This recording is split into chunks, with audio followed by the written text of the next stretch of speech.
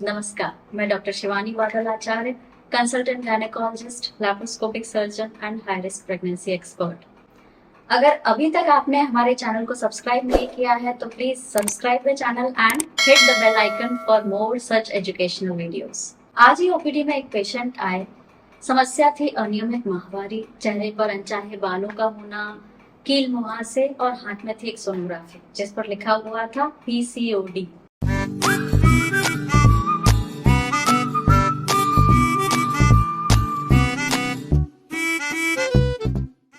चलिए बात करते हैं पीसीओडी की, पॉलीसिस्टिक ओवेरियन डिसीज।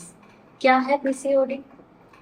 जब अंडाशय में एक से ज्यादा अंडे अत्यधिक मात्रा में बनने लगे तो ये सिस्ट का आकार ले लेते हैं। इसको बोलते हैं पॉलीसिस्टिक ओवरीज। इसके साथ सिम्टम्स आने लगे तो ये हो जाता है पॉलीसिस्टिक ओवेरियन डिसीज। क्या है पीसीओडी के सिम्टम्स? पहला, अनियमित माहवारी, इरेगुलर मेंसेस।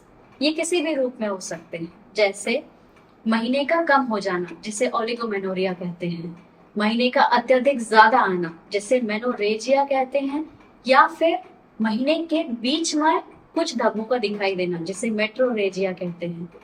ये हो गए अनियमित माहवारी के symptoms.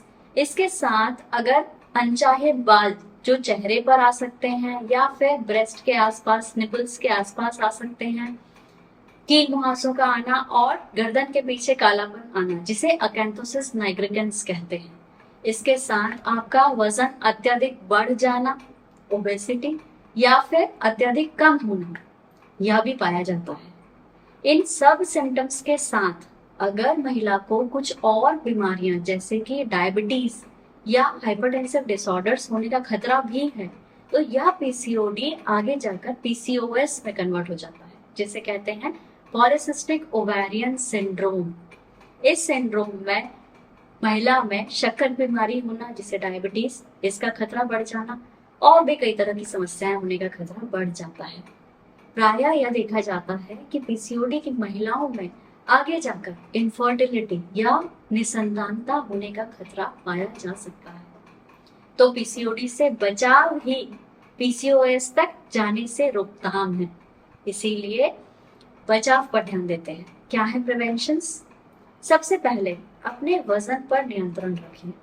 Obesity is the root cause of PCOD, क्योंकि ओबेसिटी से इंसुलिन सेंसिटाइजेशन कम होता है और यह इंसुलिन सेंसिटाइजेशन पीसीओडी को जन्म देता है। तो यह एक विशियस साइकिल है जिसे हमें ब्रेक करना है। कैसे ब्रेक करेंगे? वजन को नियंत्रित करके, ओबेसिटी को कंट्रोल करके। दूसरा इम्पॉर्टेंट है रेगुलर एक्सरसाइजेस। एक्सरसाइजेस ना सिर्फ आपको वजन कम करने में हेल्प करेंगी, इसके साथ ही एक बॉडी में कॉर्टिसोल की मात्रा को भी नियंत्रित करेगी, इंसुलिन सेंसिटाइजेशन में मदद करेगी। तो एक्सरसाइजेस बहुत इंपॉर्टेंट है। Third, proper diet. अगर आप लो carbohydrate and high protein intake की डाइट रखते हैं तो यह सब आपको पीसीओडी से कई हद तक होने से ही बचाव देगा। Fourth, lifestyle modification. आपकी लाइफस्टाइल अगर संतुलित होगी, जैसे सुबह जल्दी उठना और रात में जल्दी सोना, early to bed and early to rise, yes, ये की है। क्यों है? क्योंकि बॉडी में हार्मोन्स हमारे ही बॉडी के हार्मोन्स कंट्रोल करते हैं। मॉर्निंग में जो कॉर्टिसोल लेवल रिलीज होता है, अगर आप देर तक सोते रहेंगे तो यह कॉर्टिसोल इंसुलिन सेंसिटाइजेशन को कम करेगा और इसके बाद वेट गेन होने के चांसेस बढ़ जाएंगे।